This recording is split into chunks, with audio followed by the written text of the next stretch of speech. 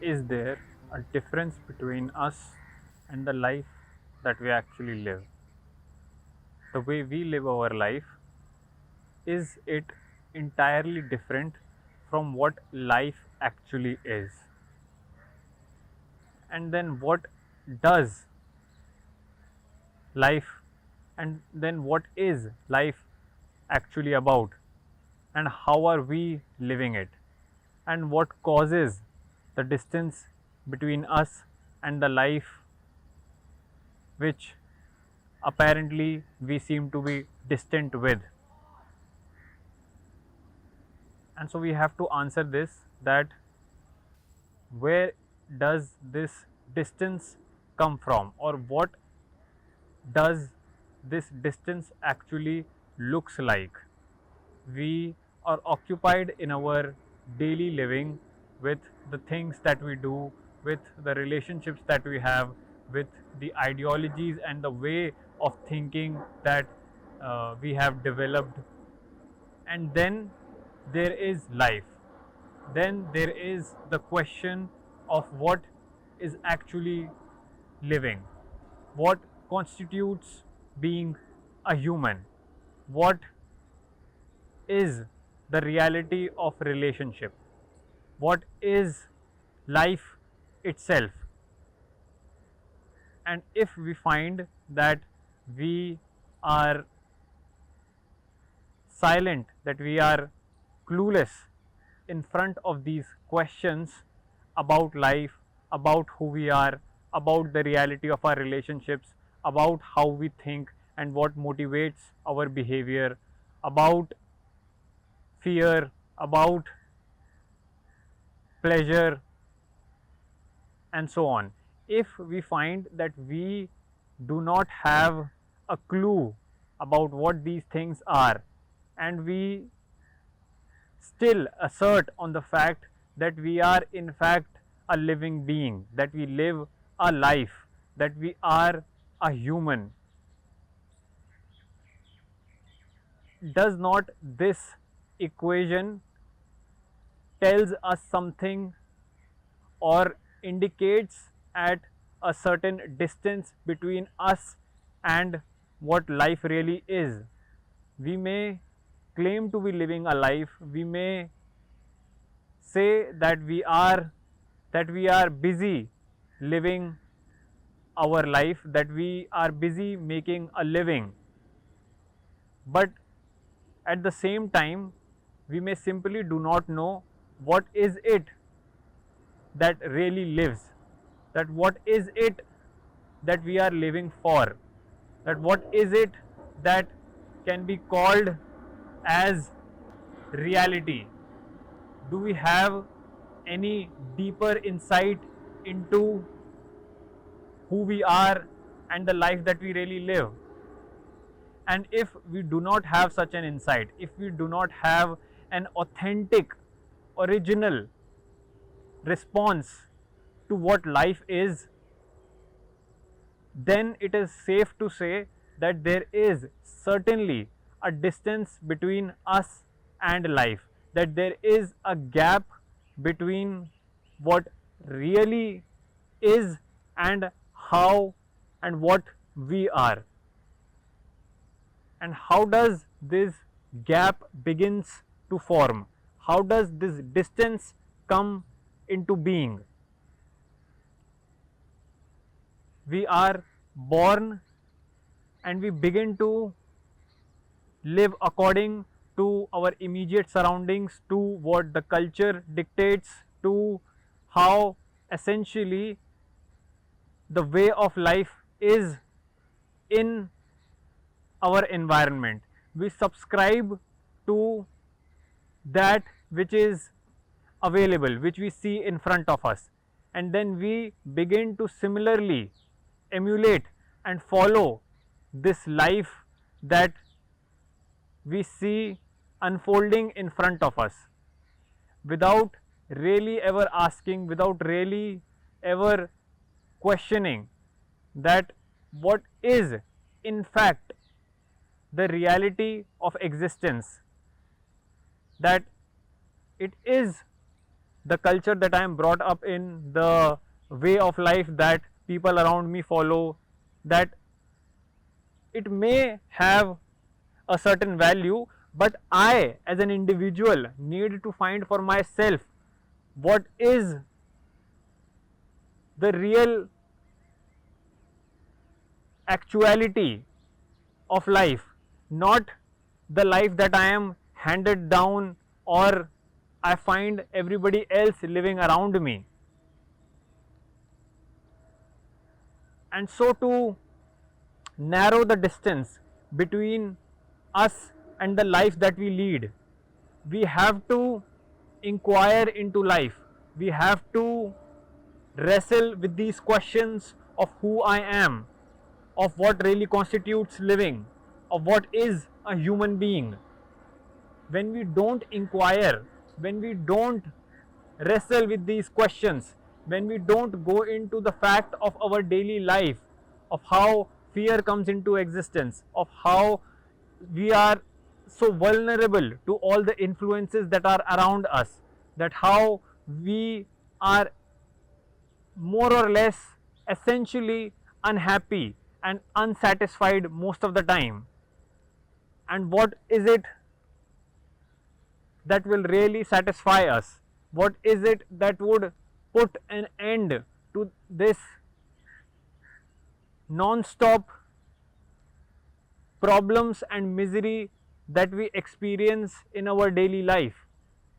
If we do not pay attention to how we are living and who we are, it is the distance between us and life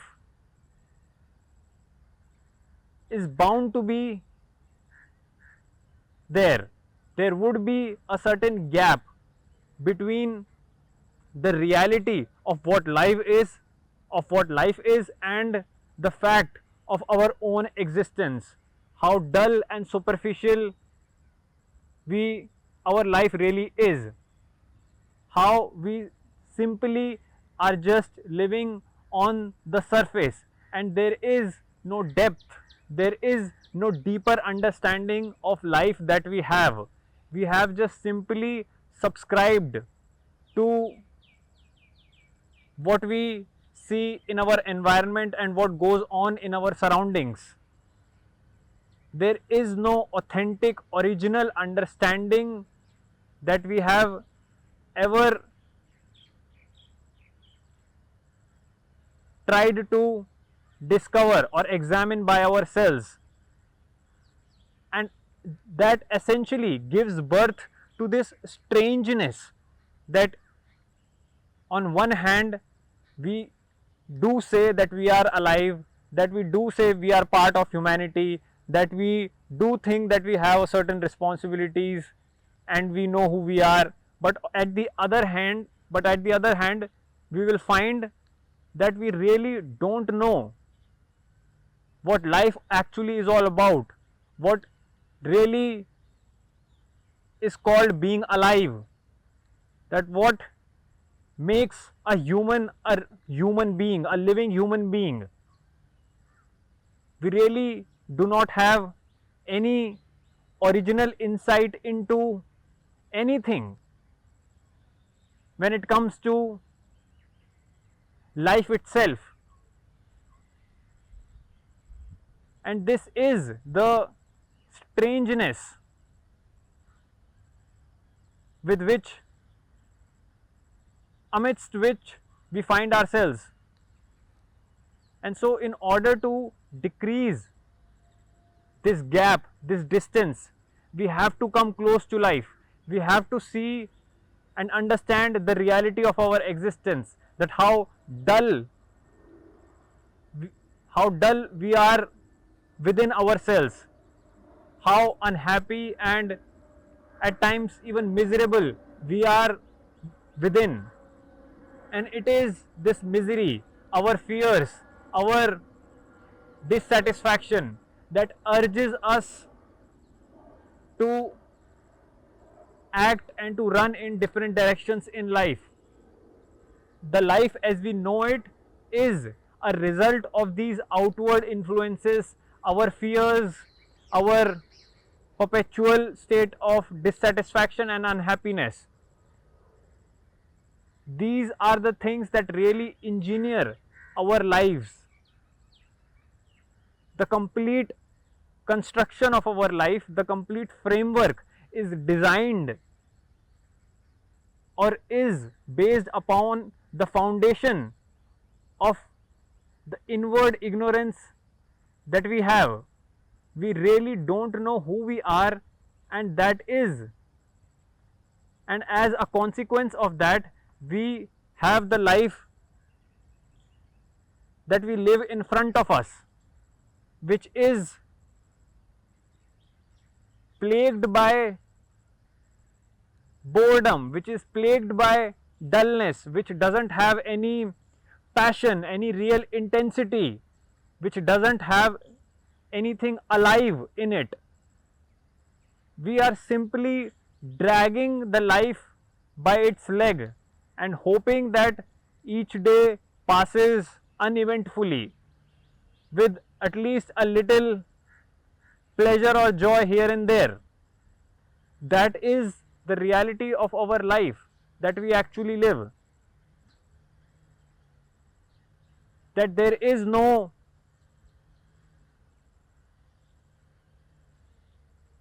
inward intensity in our life, because all our life is the search of joy and pleasure on the outside. We are stimulated, we are dictated by the pleasures of the senses, and all the pleasures of the senses are directed outwards. And it is these pleasures, this excitement of the senses that we are hungry for. Our hunger is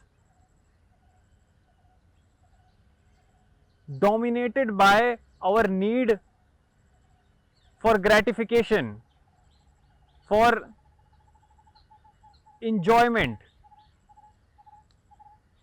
and because there is the distance between us and the life, because there is a distance between us and life, there is a huge hole of ignorance between who we are and how we actually live. And this hole of ignorance is what is the reason of all the misery and dullness that we experience in our life. The ignorance about oneself, not knowing who we are, not knowing how our influences shape us, how fear, misery, our own dissatisfaction is constantly dictating our life, directing our every decision, choice that we are making in life. There is bound to be a perpetual growing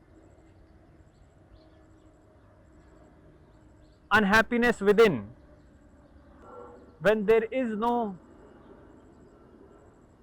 real original insight that we have about life, we will find that we are left at the mercy of learning about life from the things outside, from people who claim that they know life, from other sources of knowledge that claim to give us some understanding into the life that we are living. When there is no voluntary action, effort by ourselves into understanding the life that we are currently leading, all we would have are just these second hand insights and philosophy that we will find subscribing ourselves to.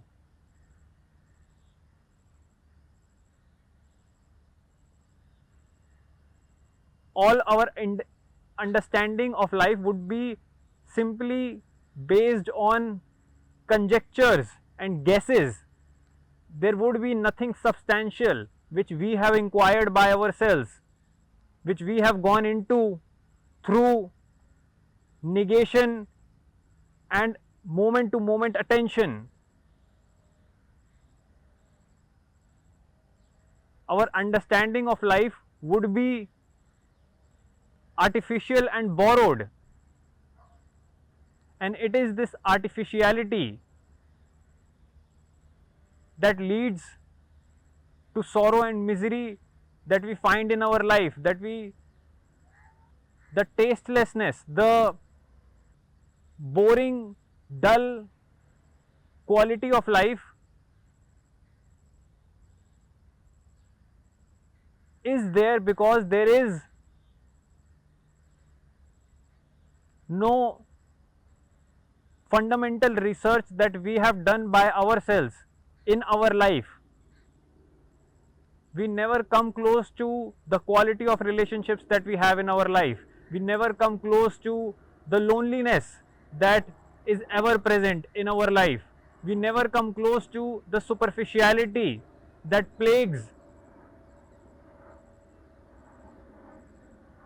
our daily life. And so the relationships that we have, our own inward state, is simply a support, an escape on which we live.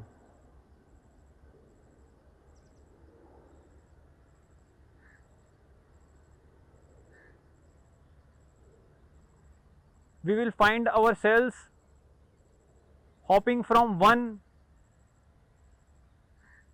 support to another, from one escape to another form of escape, because what we really are escaping from is ourselves. In ourselves there is this unbearable space that we have created, and this space is the distance between us and the freshness of life. Life is ever fresh, it is present there in front of us, but we are busy, we are occupied in our own little ways and understandings of life.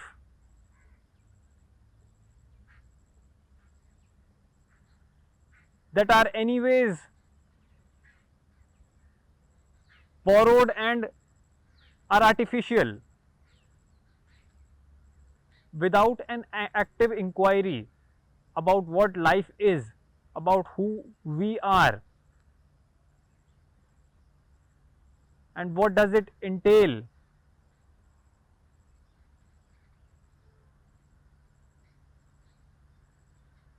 to be alive, what does it mean to be alive, we will find that the life we have in front of us is simply unlivable. Our present state is one of a void which we are perpetually escaping, which we are continuously running away from. The inward state, our inward reality, is unlivable. There is nothing serene, beautiful, or joyful about our inward state. And it is this ugliness, this narrowness that we have nurtured within ourselves that we detest, that we don't want to face.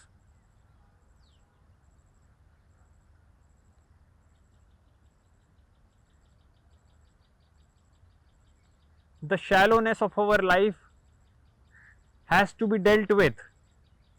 We may try to escape it, but in our efforts to escape from our own shallowness, we will find that it is just worsening day by day, year by year.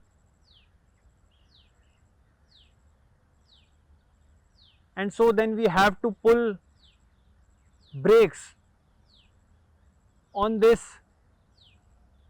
life that we are currently living, and really have to see for ourselves that what is the life, what is the present reality of my life.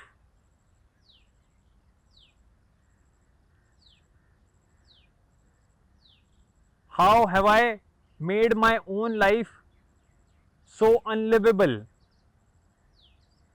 Why do I keep running from my own self? How is this emptiness come about in my life? What all contributed to the shallowness, the superficiality that my life has become? And in inquiring about it, in coming close to the fact of my life, I would find that the shallowness, the superficiality,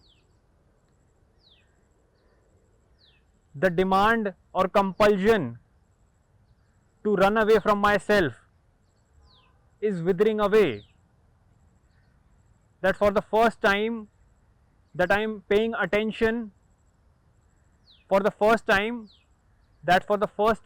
I am really paying attention to myself. However miserable my condition is, I have to see it, because without seeing it, if I keep myself busy and occupied with the things outside, my inward misery would continue to remain as it is. There will be no transformation, there will be no change in this miserable condition that I have only contributed to. And so for once, I have to really stop looking outward and turn inward, to really face the fear and understand how these influences have shaped my life. How the fear of loneliness only increases my isolation, makes me feel more and more empty. The fear of loneliness only furthers loneliness. Fear begets fear. And if I don't have an original insight into how does the fear come about, how I fear losing something, losing my respect, my reputation, losing my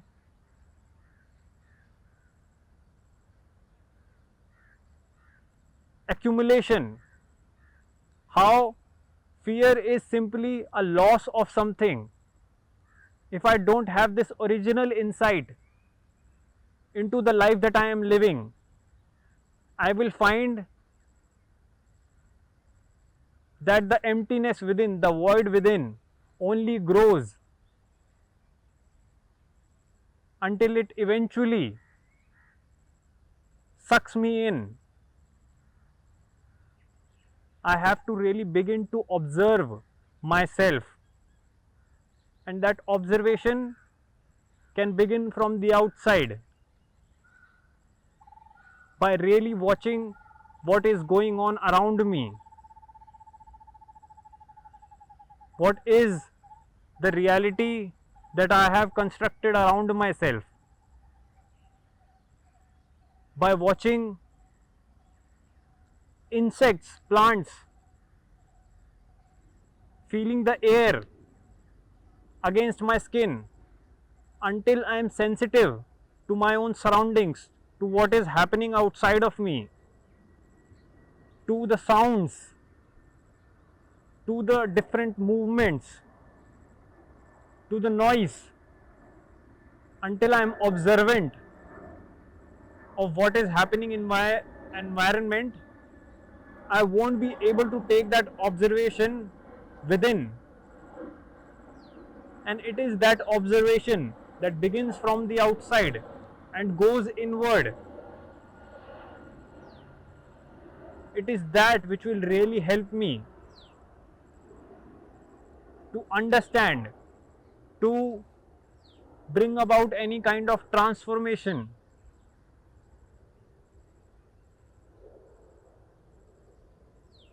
Without this alertness, this awareness of my surroundings and myself,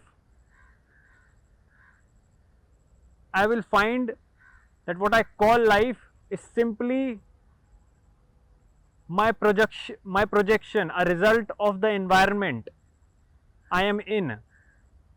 I would become the product of my surroundings and nothing else, and would then only spread that environment further, because as a product I will only end up spreading, promoting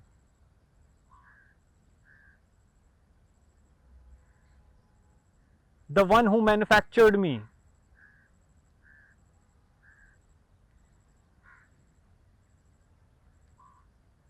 I have to really see that how my influences are making me, and there is nothing original about my life, there is nothing really authentic about my life. My ignorance towards myself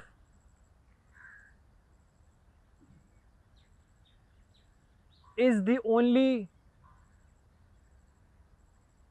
wrong that I can ever commit in my life.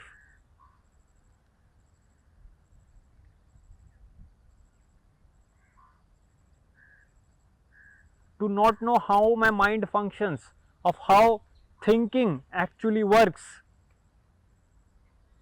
of how I have become jealous, of how my dissatisfaction urges me into action, of how my primitive tendencies dictate the course of my life. I would find that I would have spent some years claiming that I lived those years, but instead I was essentially a stranger in my own life. I never really knew what was going on. I would assert, I would press on the fact that I really understand what's going on around me, that I really comprehend what life is actually about. But this assertion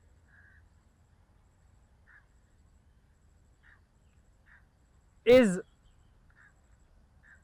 baseless,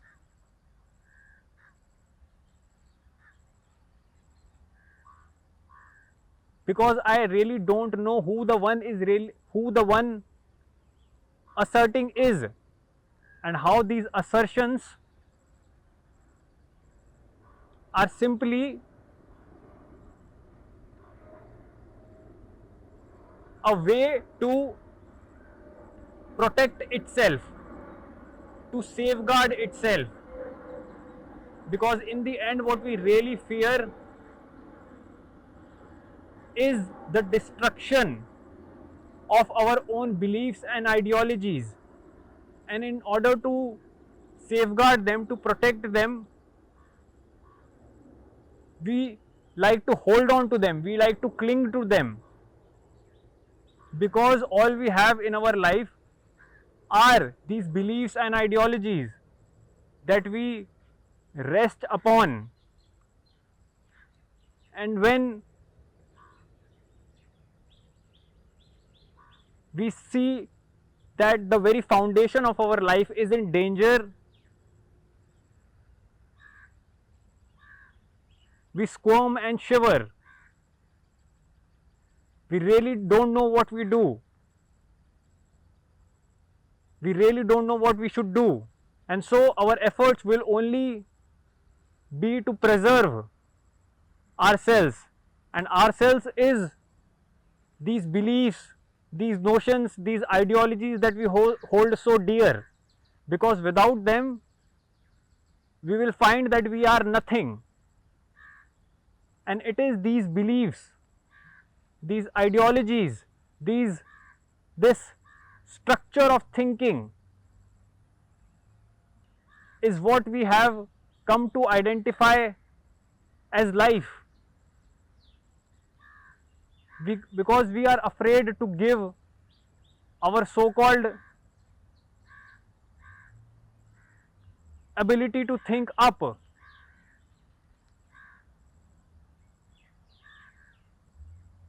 Not knowing where the thinker has come from, we associate ourselves to our own thoughts and ideologies and take shelter in them. And anything that tries to take that away from us, tries to disrupt or destroy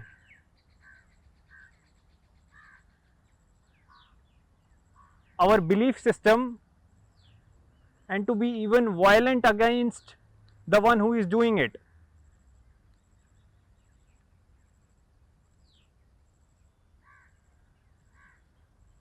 We are essentially alien to the life that we are living.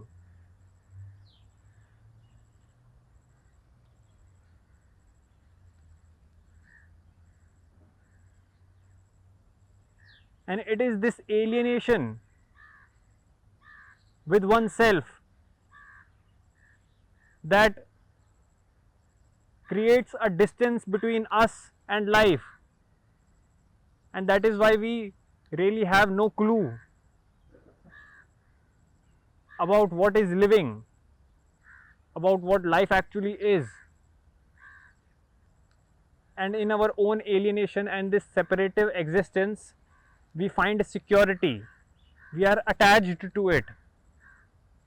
Because all we have in the name of life is this separative,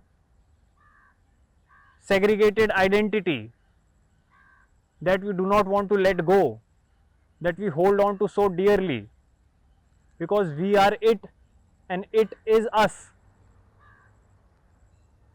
And losing that is like losing ourselves. And we are scared to do that. We are scared to lose ourselves. But then we have to really ask, what is this thing called ourselves that we are really afraid of losing? And have to really plunge ourselves into seeing and finding out that what actually happens if we lose it. If we are so afraid of losing ourselves, why not find out what actually happens when we do lose ourselves, when we do lose the idea of identity that we have within, when we do lose our belief system of how we think about things, our notions, our so-called dear memories, past and experiences. We have to become an alien to them. We have to really find out what happens when we negate them.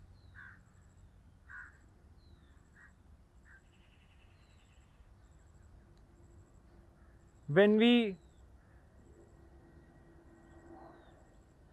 leave no ground for them to actually exist. what is, what, how does then our life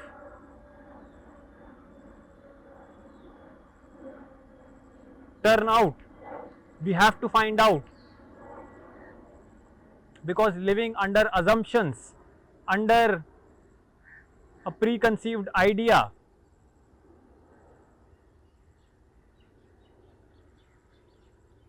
about ourselves and the reality of life is to delude oneself, is to live under illusions, and to believe in, is to believe in something that may not really exist or have any substance. We would essentially be living in our own imaginary world, in our own make believe reality that doesn't have any ground or substance to it. We may very well continue to live like that, but then life stands on the corner, watching us, waiting for us with its open arms, and it is the real,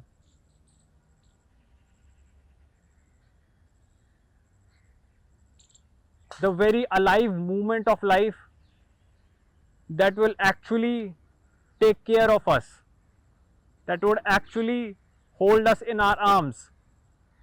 But we have to let go our own ideas, our own beliefs, in order to come close to life itself.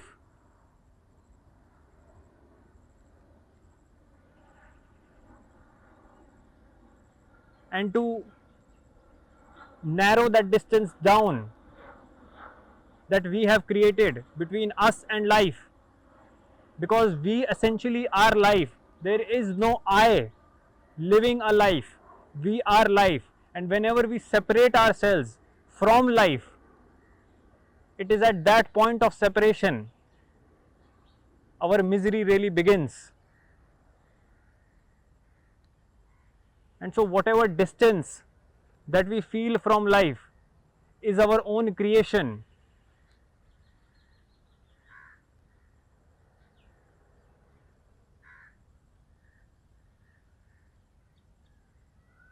By occupying ourselves into these so-called affairs, modern affairs of society, of culture, of living, we essentially separate ourselves from what the reality, the actual reality of life is. We make up something and begin to call it life, and what we have made has no relationship to life itself.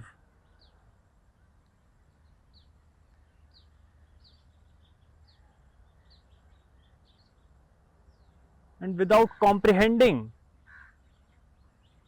this distance, our own tendency to create a make-believe life, we will find that all we have is this dissatisfaction, growing loneliness, multiple fears. In order to rid ourselves from our own problems, we have to rid ourselves of our own ideas about life.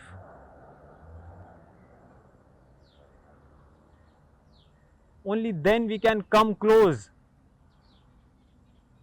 to life itself and be in its arms, and then simply live joyously, beautifully, elegantly.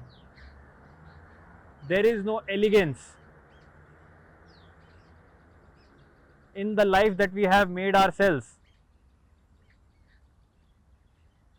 in the life that we have constructed for ourselves.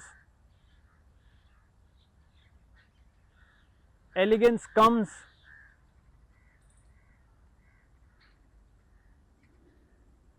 from understanding the falseness of our own separative, segregated identity.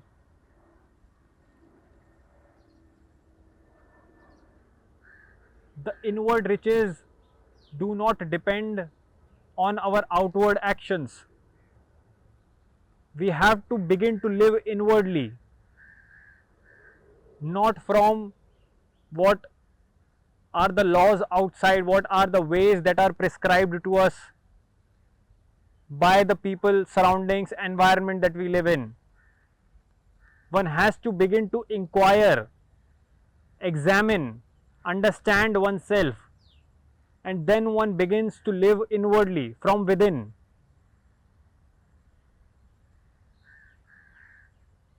And then this inward riches, this fragrance of life that originates from within, will spread without, and all existence would be its beneficiary.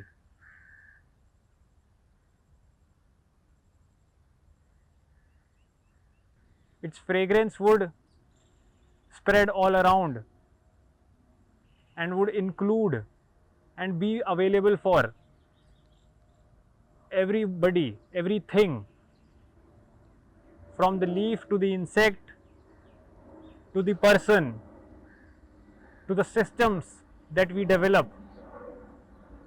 When our systems are formed on the basis of our own inward understanding and elegance, then those systems